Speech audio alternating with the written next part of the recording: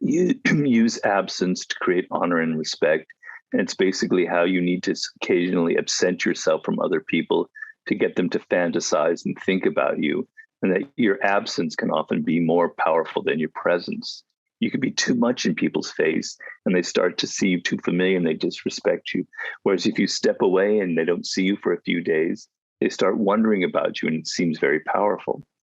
Well, I say in the modern world that you can't be too forceful and direct, too brutish, or people are going to turn against you. It looks ugly. So the game of power is to always appear to be a paragon of virtue, as they do in Hollywood, but to actually be aware of the hardcore games going on and to occasionally play them yourself. And seduction is the ultimate form of this power.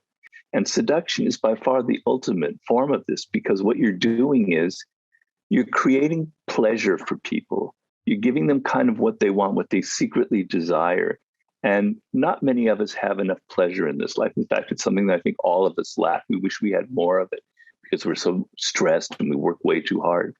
Somebody who comes into your life and gives you something that you don't have, gives you an experience that's different, that's exciting, that's seductive and alluring, your guard comes down, your defenses go down.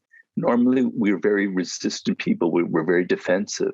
But when somebody does something that gives us that pleasurable moment, our walls come down. We start losing some of that defensiveness. And now we're open to other things that they can do or say to us. And they have a power over us that they wouldn't have if they were so obvious and tried to make us do something.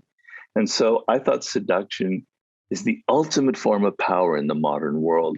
And what I wanted to do in the art of seduction was get beyond just simple sexual seductions. You know, I've certainly described seductions between men and women, gay, lesbian, I even have a trans seduction in there. For sure, there's the sexual aspect. But I also talk about social seductions where you're seducing people in the work world. There's no sex involved. I talk about political seductions. I talk about marketing seductions. What is the psychology that ties all of this together? What is it about us human animals that make us so vulnerable and so open to this process of seduction? So that's sort of why I wrote the book. You know, in the first part of the book, I have the 9 types of seducers. And I'm trying to tell you that you're going to be one of these types. You know, there's the siren, the rake, the charmer, the natural, the dandy, the charismatic, et cetera, et cetera. What's You're the going to fit. dandy? The dandy is a person who has a kind of androgynous edge to them. It's a man who has a slight feminine edge. It doesn't make him seem, you know, gay or whatever if he is straight. It just is intriguing. Think of like a Mick Jagger or a rock star like that, Yeah, or okay. a David Bowie. It kind of adds to their romantic allure. And there is a slight bisexual element to that, no doubt. And in a woman, it's a slight sort of masculine edge, like a Marlene Dietrich or a Madonna. And that slight edge of masculinity doesn't put men off, it excites them. And I explain why in that chapter. So that's the dandy. You talked about the rake. Can you describe the rake? Yeah, I mean, I was a rake. I'm what you call a reformed rake, so I can speak from experience on that. And basically, my years of being a rake were in my 20s and pretty much early 30s. And then I stopped. But the rake is a man who has an intense interest in women. He understands them deeply. He's obsessed with women. And perhaps it comes from something relationship going with his mother. You know, we can analyze that as well. But he has this obsessive interest in them. He understands their spirit. He finds it very exciting to be around them. But one woman can never satisfy him. The only way he can get satisfaction is by constantly having new women in his life. That's how he satisfies this hunger, because the moment that a woman becomes familiar, it kind of loses the edge that he wants. Okay. That description was amazing. Can I get you to do one more? That was Sure. amazing. Okay. I Anyone? want, yeah, and another, I guess, seductive type. Do you want me to list what the other ones are? Yeah, yeah. So we That was already too talked about. cool. We need to do more. Well, that was the dandy I already mentioned. The natural, which is the one who's kind of like a child. Then there's the coquette, blows hot and cold, very, very powerful seductress. There's the charmer who's very good at sort of social seductions. There's the star, the person who kind of exudes kind of like a film star presence that makes everyone project their fantasies onto him or her. And there's the charismatic, somebody who just has that natural charisma. I can't think if I'm leaving somebody. Oh, the ideal lover. Those are Okay. the other seven types. So you choose whichever one you want. Okay. What was you said there was one where you project your ideal lover on them? Well, the star is sort of this person I use as the example. The woman is Marlene Dietrich, and the man was John F. Kennedy. Excuse me, President John F. Kennedy. And what it is they've learned the Hollywood technique, and for Marlene Dietrich, it was clearly a film thing that she had learned. Was you have a kind of blankness to you. You're not too obvious in what you say and what you do. You're not overtly this way or that way. You have a kind of an emptiness to your face, to your blankness, to how you move. And you allow people, you don't talk too much, and you allow people to project onto you their fantasies. They see into you what they want to see into you. Um, like, so for someone like Marlene Dietrich, she would dress in a certain way where it seemed kind of ambiguous and you didn't know what she was doing or what it meant. She would wear, for instance, she was also a dandy. She would wear, for instance, a man's tailored suit, right? And but she would do it in a way, the way she held her cigarette, the way she walked down the stairs, where you thought there was something going on.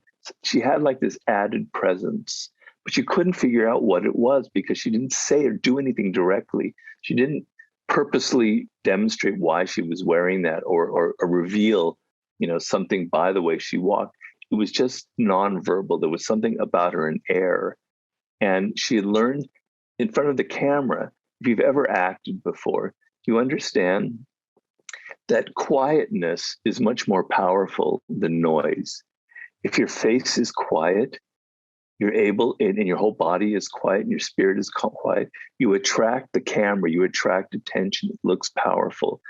In theater, if there are like 5 actors on the stage, the man or woman who stands with dignity, who's calm, who doesn't say anything but has this presence, that's where your eye goes to. And the camera knows this. Because the idea is, Michaela, is you have one of these qualities in you. It's natural to you. You're kind of born with it. I don't care who you are or what your looks are or whatever. You have one of these qualities. Because seduction isn't about beauty. It's about a kind of understanding human psychology. And if you're too obvious in your seductive techniques, if you've read Robert Brooks' The Art of Seduction and you try to apply A, B, and C to a man or a woman, it's not good. It's going to fail because it looks too cold and calculating.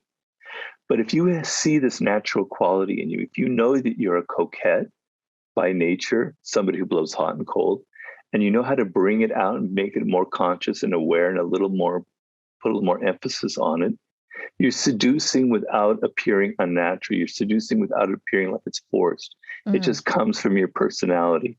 And that kind of makes it doubly effective. cool. Okay. You mentioned going hot and cold. Does that mean just being, all into a relationship and then you're angry about something? What do you mean by hot and cold? Well, that's the coquette. And although we traditionally associate the coquette with women, there are plenty of male coquettes out there.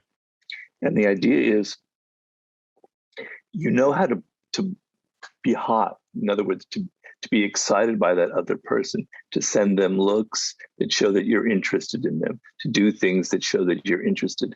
And once they take a step towards you, you now take a step back and you blow Oh, kind of cold and you're not so attentive and you don't return their texts right away and you don't return their phone calls. And they start wondering, he or she was really into me, but now they don't seem to be so into me.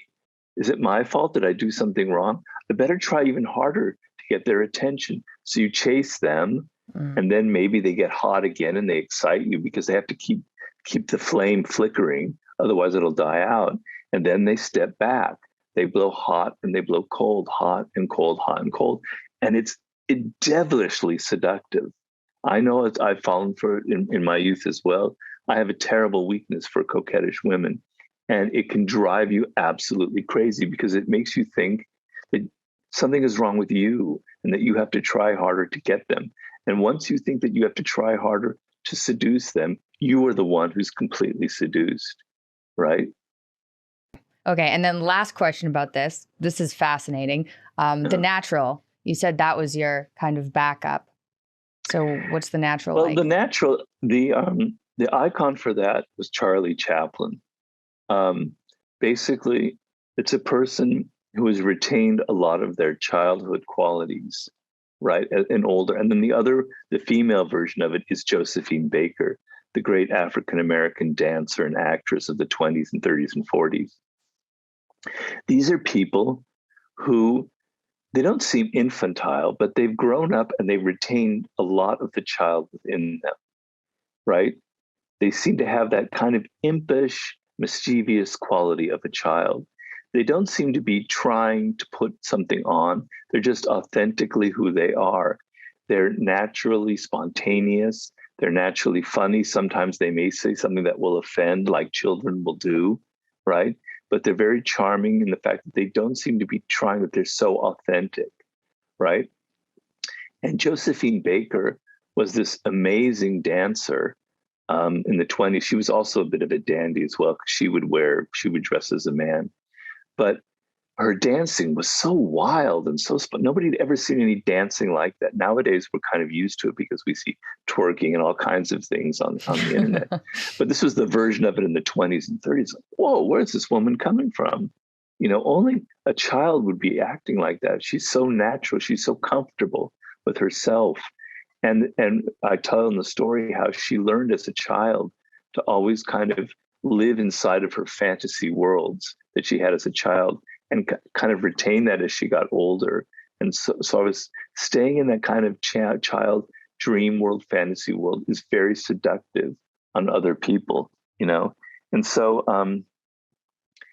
the reason it's so seductive is it doesn't seem like a put on. And someone like a Charlie Chaplin was an incredibly effective seducer. And so there is an element of calculation behind it. You kind of know that spontaneity, that childlike quality is very seductive, very alluring to people. So you're going to kind of give it a little extra sometimes. You're aware of it and you kind of, act a little stronger in that direction. So